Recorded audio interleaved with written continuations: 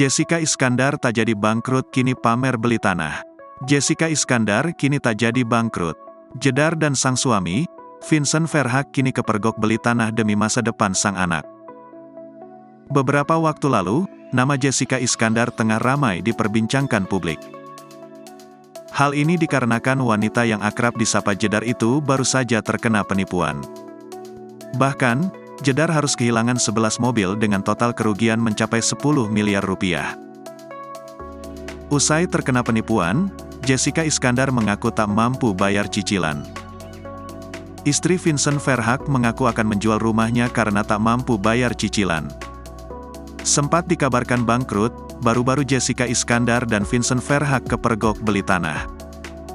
Dalam unggahannya, Jessica Iskandar membagikan momen saat sedang bersama sang suami, Vincent Verhaeghe.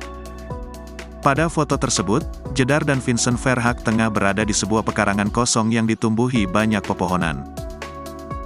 Usut punya usut, ia ternyata baru saja membeli sebuah tanah baru demi masa depan anak-anaknya. Jedar juga mengungkapkan bahwa awal perjuangannya dengan sang suami kini sudah dimulai demi masa depannya dan anak-anak. Semoga tanah baru ini menjadi hasil yang baik buat anak-anak kita, dan hadiah yang indah buat orang tuaku, tulis Jessica Iskandar.